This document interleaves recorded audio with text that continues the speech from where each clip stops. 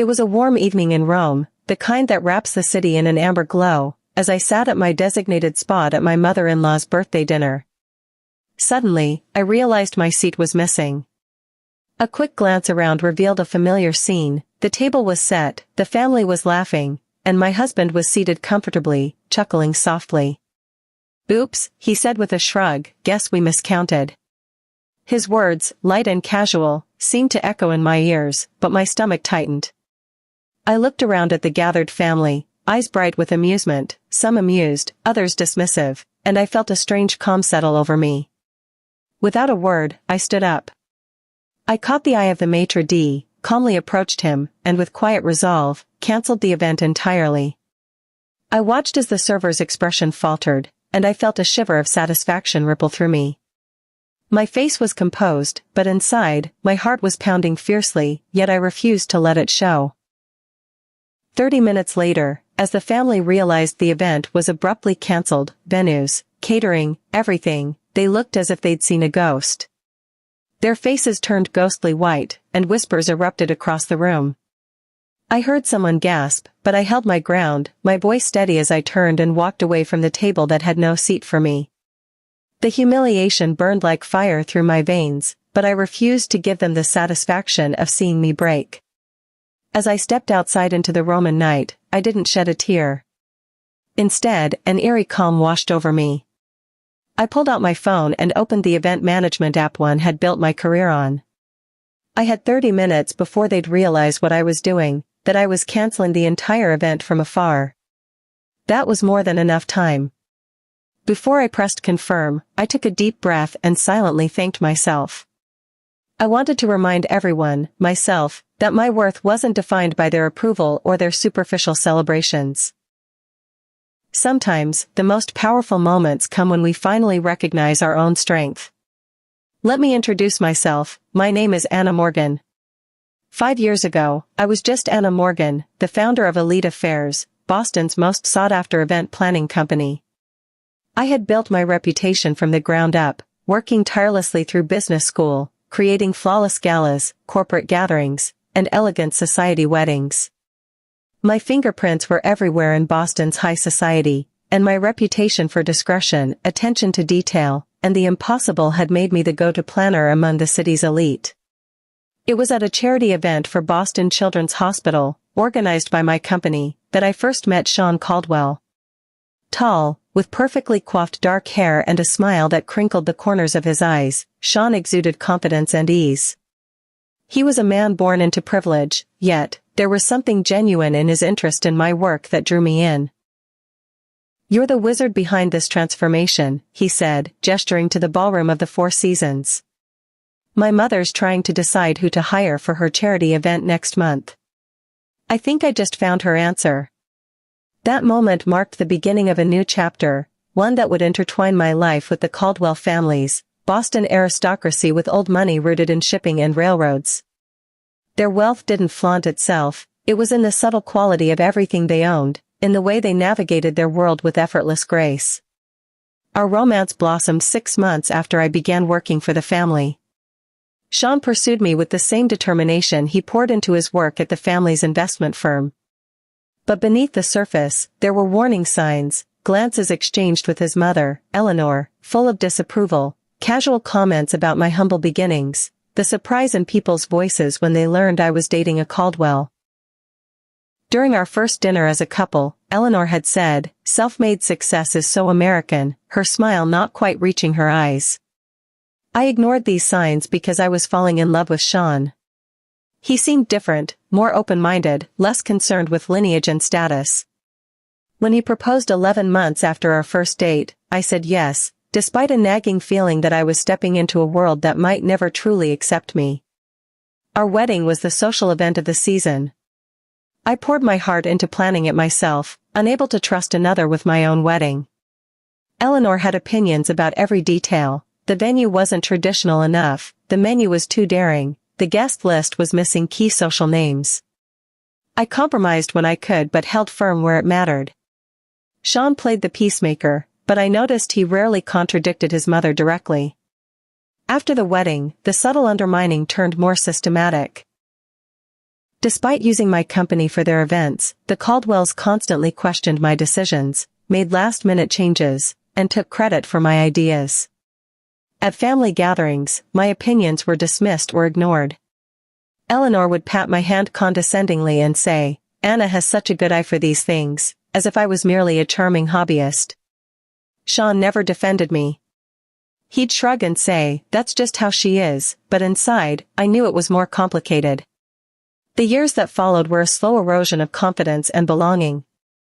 The opportunity to plan Eleanor's 70th birthday in Rome should have been my crowning achievement, a week-long celebration culminating in a dinner at a Michelin-starred restaurant overlooking the Colosseum. I poured every ounce of my expertise into creating a flawless event, leveraging all my contacts and resources. But as I delved into the planning, cracks in the Caldwells' veneer appeared. Payments for venues were delayed.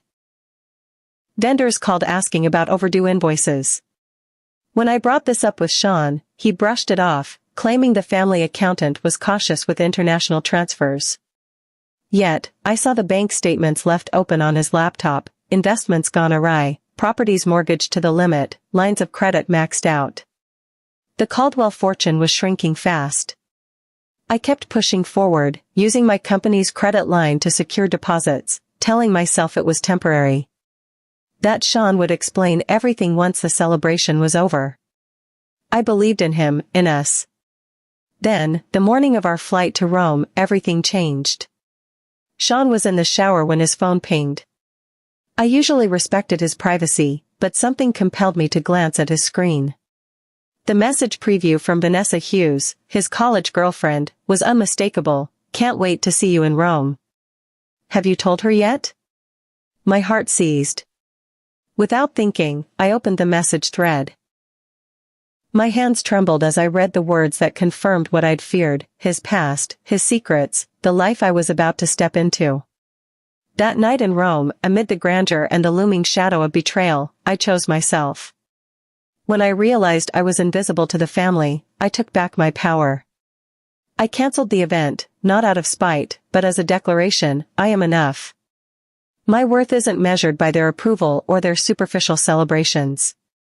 As I walked away from the dinner that night, I felt a quiet strength inside, a resolve to reclaim my dignity, to forge a new path rooted in self-respect. I may have been betrayed, misunderstood, and dismissed, but I was also resilient. And that, I knew, was the true measure of success. This is just one chapter in my story, a story about resilience, self-discovery, and the courage to stand tall even when the world tries to push you down. If you've ever felt like an outsider, if you've ever questioned your worth, I hope my journey resonates with you. If you'd like to follow along as I continue to reclaim my life and redefine my happiness, hit subscribe. Let's walk this path of unexpected strength, together. My name is Anna Morgan. 5 years ago, I was a proud Boston event planner, building a career on talent and integrity. Today, I'm learning that sometimes, the greatest victories come when we find the courage to walk away from illusions and embrace our true worth. The messages had gone back months, plans meticulously laid, futures discussed in secret, and yes, a baby was on the way. 4 months from now, I was supposed to become a mother. I had taken screenshots of the conversations, forwarded them to myself for safekeeping, and then, with a trembling hand, deleted the evidence from Sean's phone. I didn't want to leave a trace, not yet. Not until I was ready. I packed my bags with a calm that belied the chaos swirling inside me.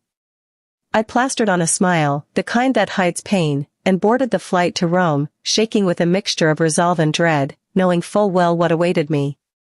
Sean, his family, the city of my dreams, all converged into this moment where I had to make a choice. This was the moment I had prepared for, the moment I had silently braced myself for. I wouldn't confront Sean before dinner. No. I would let events unfold naturally, observe, listen, and be ready. I was determined not to be caught off guard again. Rome's sunset cast a golden glow over the skyline as our plane touched down at Fusino Airport, and I watched the city wake beneath the deepening hues of amber and red.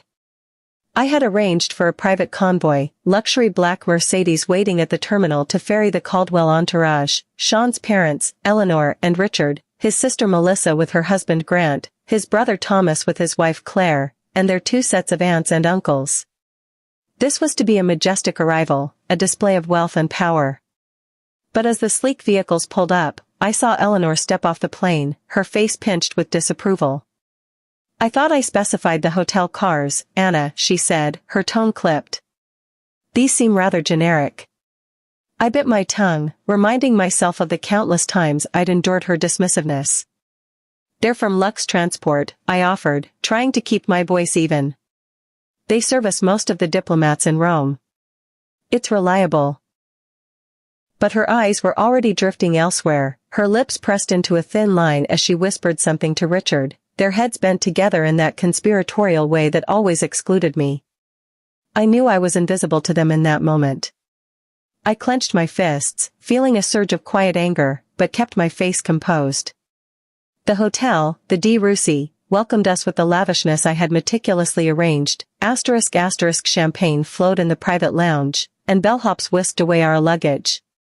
I had spent months selecting the perfect suites, views overlooking the Spanish Steps, fresh flowers in every room, personalized welcome baskets brimming with Italian delicacies, and a carefully crafted schedule for each family member. I had poured my heart into this was my masterpiece. Yet, as we entered the suite, Sean's phone buzzed. He stepped onto the terrace, speaking in hushed tones.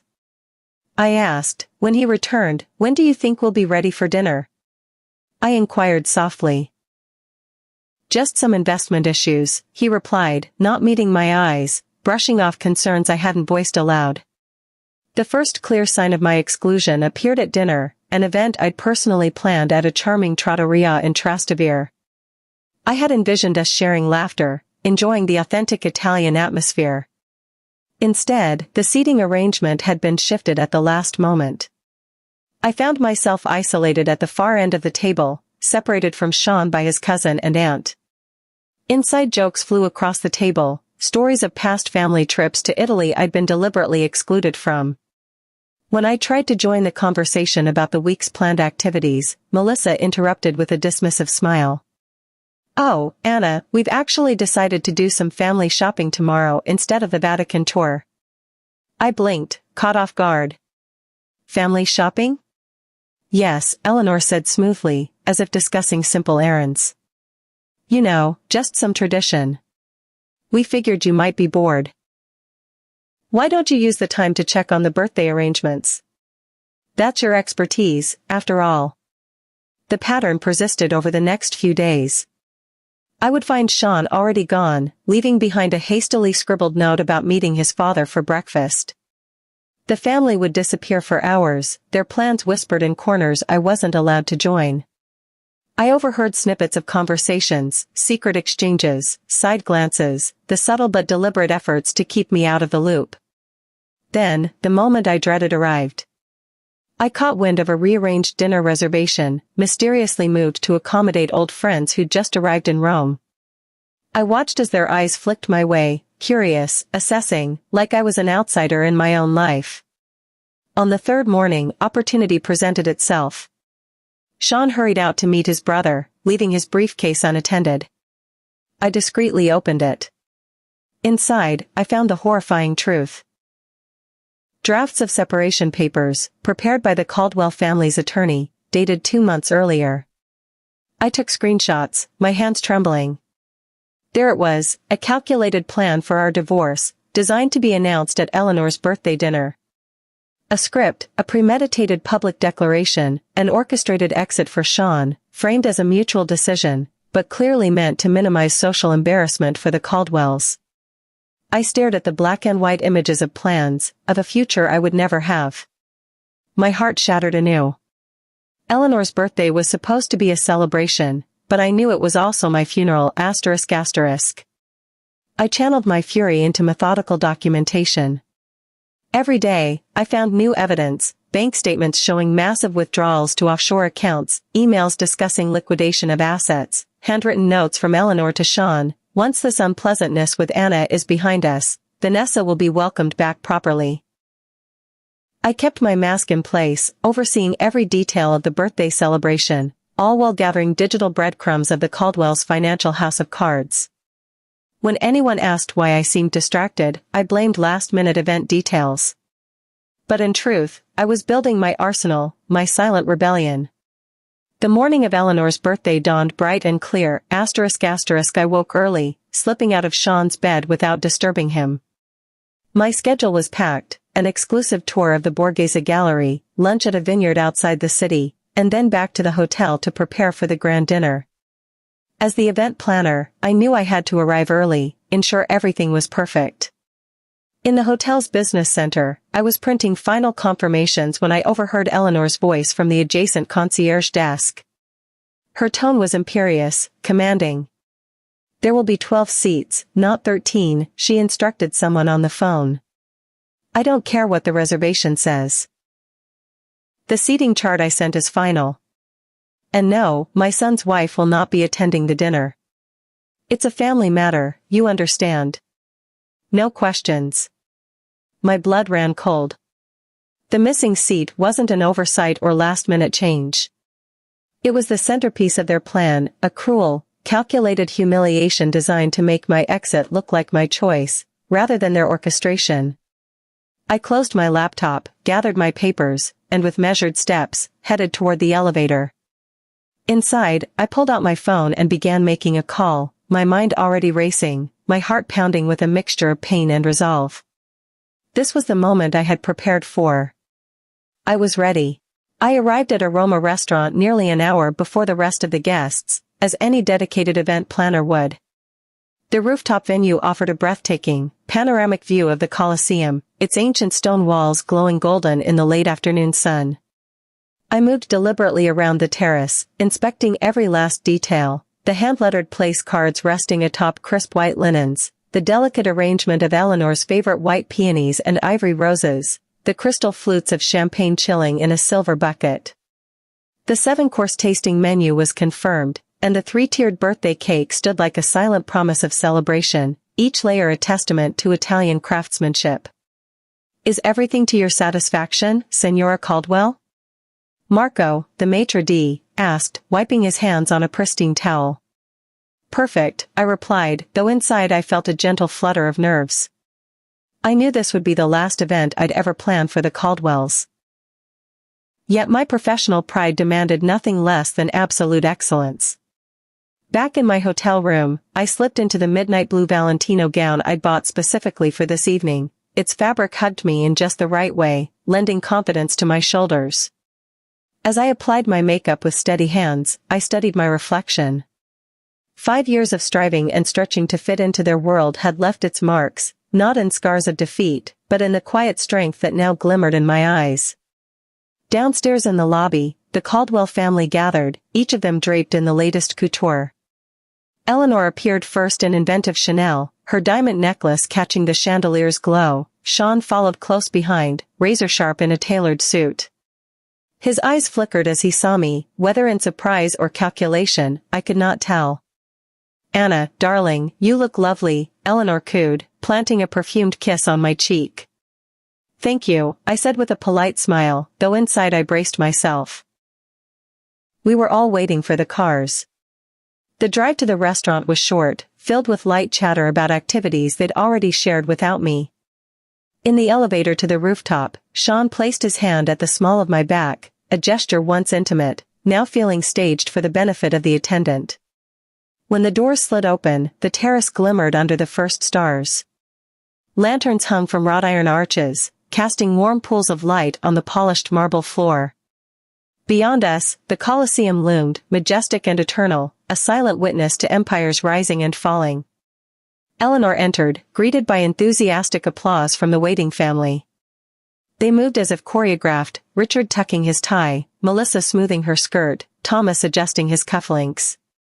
One by one they took their seats at the large round table I'd specified, a table that could have seated 13. I trailed behind Sean, who strode directly to his place beside his mother. I approached the spot where my place card should have been. Only, there was nothing. No chair, no settings, no acknowledgement of my existence.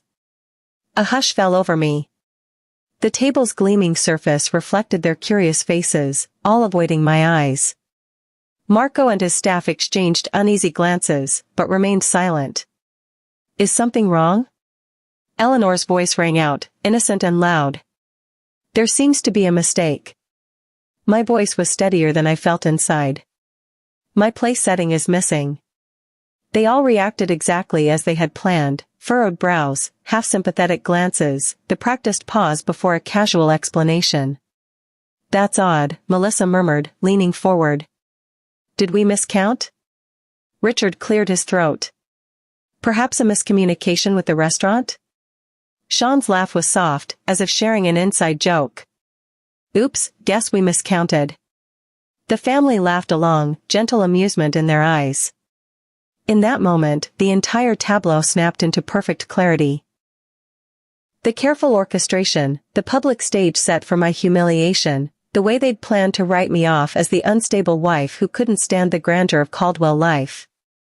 I looked at each face around the table.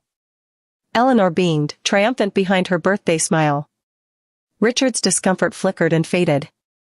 Melissa and Thomas watched, enjoying the spectacle. Their spouses glanced away, torn between loyalty and shame. And Sean, my husband, watched me with the measured detachment of a scientist observing an experiment. I could have called out the deceit, demanded my chair, created a scene that would echo through their family folklore for generations. But I refused to play the part they'd written for me. Instead, I straightened my spine, lifted my chin. It became clear, in that moment of silence punctuated only by the distant clink of cutlery, that I would see this through. 28 minutes after walking out of the restaurant, I finished my espresso, paid the bill, and steeled myself for the final act. I smoothed the folds of my midnight blue Valentino gown and walked back across the street, determined to witness the moment when Eleanor's perfect birthday celebration unraveled completely. Entering Aroma through the service entrance, a path I had mapped out during my earlier inspection, I found Marco waiting. His brow was furrowed with concern under the soft kitchen light. "Senora Caldwell, are you certain about this?" "It is highly unusual," he whispered. "I'm absolutely certain," I replied, pressing a sealed envelope into his hand. "Inside is proof of the payment reversals and cancellation of my company's guarantee. To continue, the Caldwells will need a new method of payment." Marco nodded, understanding the gravity of the moment. In our world of high-stakes events, reputations hinge on seamless transactions, and on trust. We had partnered before, Boston clients visiting Rome, gala dinners under the stars. Though today's request felt strange to him, professional courtesy, and the favors I had called in, would ensure his cooperation. "Text me in 5 minutes," I said. "I'd like to watch from somewhere discreet." He led me to a small alcove beside the kitchen door, perfectly positioned to overlook the Caldwell table. There, under the glow of lanterns, the family was mid-toast, champagne flutes raised, faces radiant with pride. The imported Oster caviar, Eleanor's sole culinary indulgence, lay on porcelain spoons, glistening like black pearls. I watched, heart pounding, as Marco slipped away. My phone buzzed, a message from Sean. "Anna, where are you? Stop being childish and come back." Another followed almost instantly, "Mother is upset. You're embarrassing yourself." I ignored them both, instead tapping out a quick note to Carmen at Villa Borza, their next stop in Tuscany. The booking was cancelled, deposits reversed, and the staff's grateful reply arrived moments later. My tip would be refunded to my business account. My phone vibrated again, a cascade of texts from Sean. "The hotel just called. Our reservation is cancelled. What are you doing? Anna, this is ridiculous. Call me immediately. This isn't funny. Fix it now." Calmly, I texted Marco, "You may proceed." From my vantage point, I watched him approach the table with 2 uniformed staff. He knelt beside Richard, who sat at the head of the table. Whispering quietly, Marco tapped at his tablet. Richard's polite interest melted into confusion, then alarm. He rummaged through his wallet, fishing out a credit card, but Marco shook his head, showing him the screen. One by one, the guests looked up. Eleanor's fork clattered against her plate. Melissa and Thomas leaned forward, whispering to each other. Others pulled out their phones, their expressions shifting from casual pleasure to open disbelief. And Sean, he sat frozen, the color draining from his face as he read my text aloud beneath his breath. All deposits have been returned to my company account. All arrangements cancelled. Your family's financial issues are about to become very public. Enjoy your caviar. In the quiet chaos that followed, I heard a strangled gasp from Eleanor, a harsh whisper from Melissa, and the scrape of a chair as Sean stood so abruptly that the legs scratched the marble floor. His phone rang, now a direct call. I declined and watched him retreat toward the kitchen doorway, desperate to reach me. When he tried again, I answered. His voice trembled with fury and panic.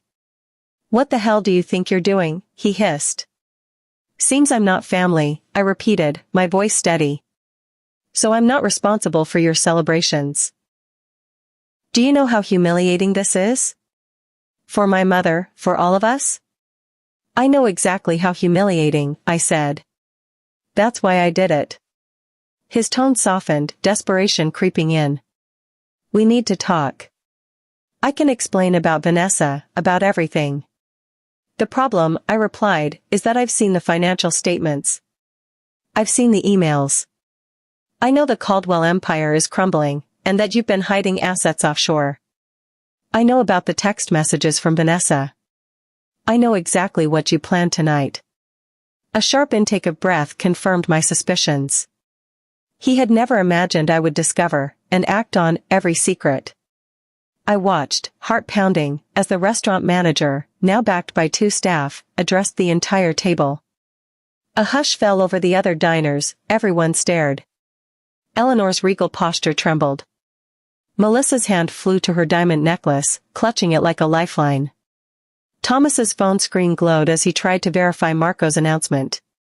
And Sean, pale, defeated, stood with shoulders hunched, as though the weight of their world had collapsed around him.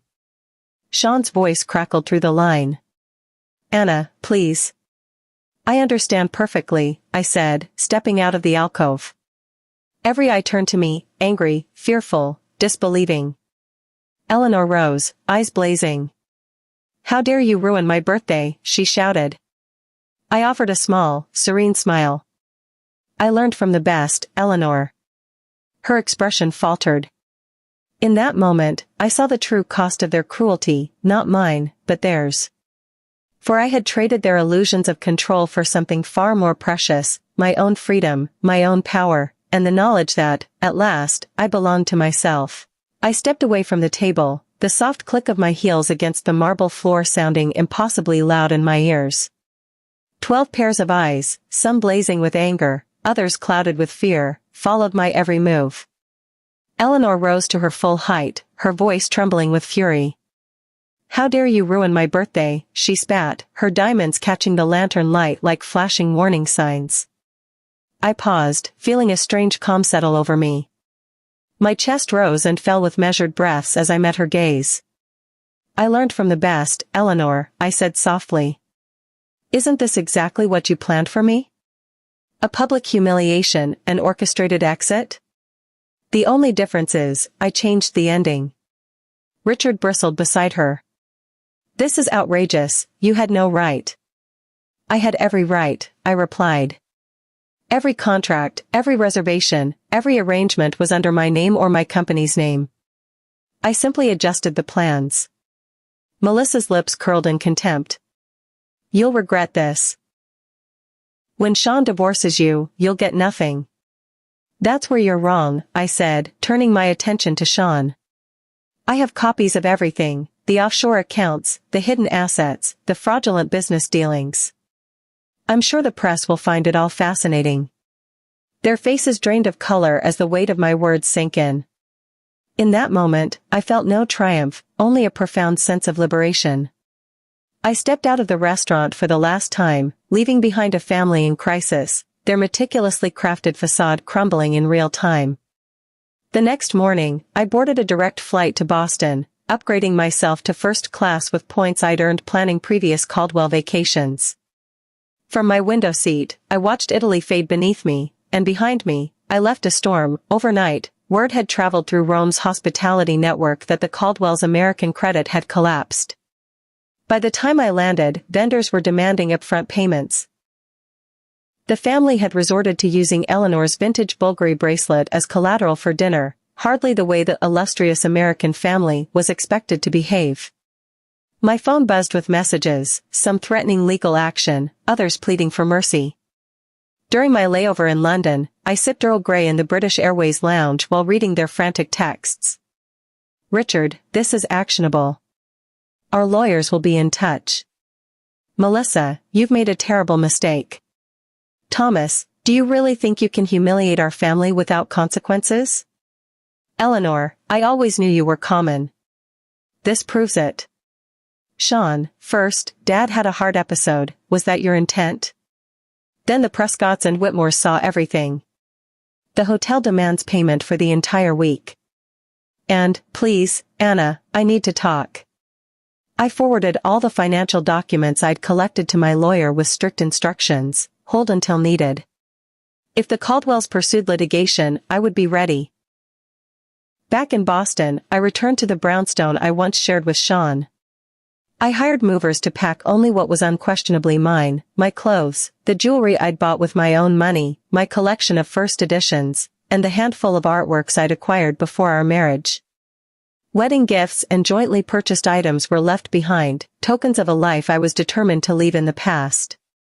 2 days later, the Boston Globe Society pages ran a small item, Investment Group faces inquiry.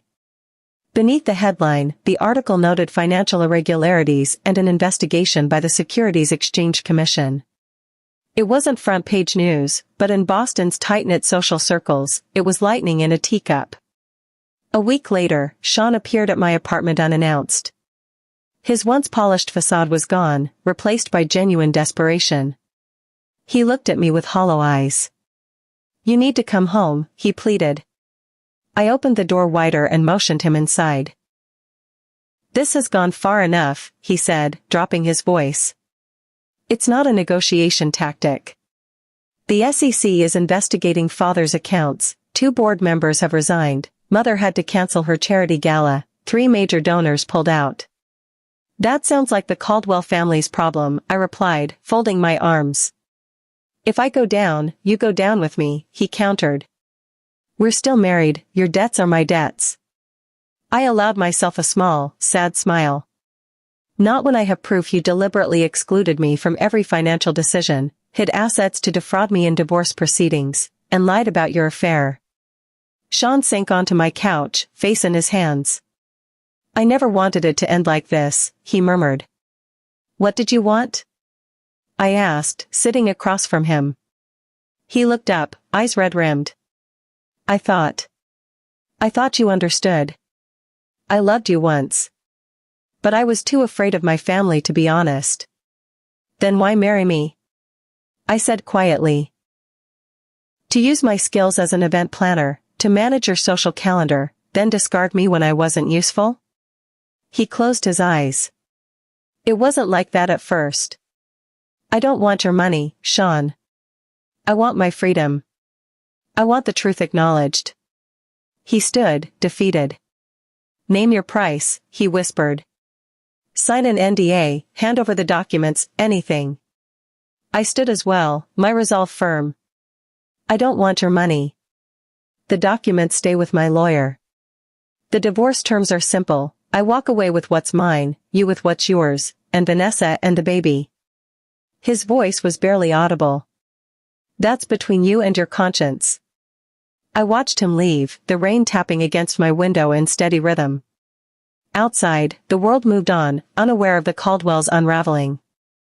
Inside, I allowed myself a moment to breathe, the rain on the glass, the echo of my own heartbeat, the knowledge that I was, at last, truly free. Over the following weeks, the Boston Globe published a more in-depth exposé on the Caldwell Investment Group. Longtime clients quietly withdrew their portfolios, boards dissolved, Eleanor's gala was rescheduled, and then quietly cancelled a second time. But I was already moving forward. Plans were taking shape for my own company's expansion, a gallery had expressed interest in my first edition collection. A local cafe owner asked me to consult on his upcoming rooftop opening. One rainy morning, nearly a month after that fateful dinner, I stepped onto the polished hardwood floors of my new office, a bright, open loft overlooking the Charles River. As sunlight filtered through the windows, I found myself smiling genuinely for the first time in years. Around me, the artifacts of my independence, my books, my paintings, my carefully negotiated contracts, stood as testament to what I had reclaimed. The past, with all its betrayal and heartbreak, was now behind me. Ahead lay possibility, unbound by anyone's script but my own. And with that, I raised my coffee cup in a silent toast to the woman I had become, and to the story I would yet write. My name appeared in the society pages no longer as Mrs. Caldwell, but as the event planner whose integrity had outshone scandal. Within weeks of our divorce, the Caldwells' attempts to erase me only cemented my reputation. 3 prestigious charity boards to which I had once dedicated countless hours quietly moved me to emeritus status, an honorific nod to past service, rather than the quiet dismissal I once feared. Meanwhile, Vanessa's pregnancy became public. Paparazzi spotted her at her obstetrician's office, her hand resting protectively on a small bump, her engagement ring glinting in the sunlight. The timeline was unmistakable. Her relationship with Sean had resumed long before our marriage unraveled. Boston's high society might turn a blind eye to discreet indiscretions, but this was a brazen violation of their unspoken rules. Yet, to my surprise, my business flourished. Clients who had once viewed me through the tinted lens of privilege, some even pitying my close association with the Caldwells, now sought me out. They admired not just my skill, but my steadfast refusal to be used or discarded. The narrative that circulated wasn't one of a woman scorned, it was the story of a consummate professional who reclaimed her dignity. 6 months later, an invitation arrived that made me smile with genuine amusement, a request to bid on planning Eleanor Caldwell's next charity gala. Pride, it seemed, had finally met desperation. I declined with gracious tact, citing an already brimming calendar. Our divorce concluded quietly that autumn. The Caldwells, hungry to salvage their reputation and finances, accepted the terms without a word of protest. Sean and Vanessa married in a subdued civil ceremony. 2 weeks later, their daughter was born. I sent neither gift nor greeting. 1 year after that night on the rooftop in Rome, I found myself once again beneath the Italian sky. This time on the Amalfi Coast, entrusted with orchestrating a celebrity wedding on a sun-drenched terrace overlooking the turquoise sea. My phone in one hand, a rose flute in the other, I watched my vendors move with practiced precision, florists weaving cascades of jasmine and bougainvillea, the pastry chef piping buttercream roses onto a seaside cake, the string quartet tuning beneath a canopy of lanterns. In that magical moment, as the sun dipped toward the horizon and the sea shimmered like molten sapphire, I realized something unexpected. I was profoundly happy. Not despite the collapse of my marriage, but because of it. The Caldwells had tried to shrink me into an accessory in their grand narrative. Instead, they had inadvertently set me free. In losing the life I thought I wanted, I had discovered the life I needed, one built on authenticity, on passion, on the knowledge that I alone would write my story. I lifted my glass in a silent toast to the missing chair. The one that had revealed exactly where I belonged. And as the waves whispered their applause, I drank deeply of the future I had chosen, unbound and brilliantly my own.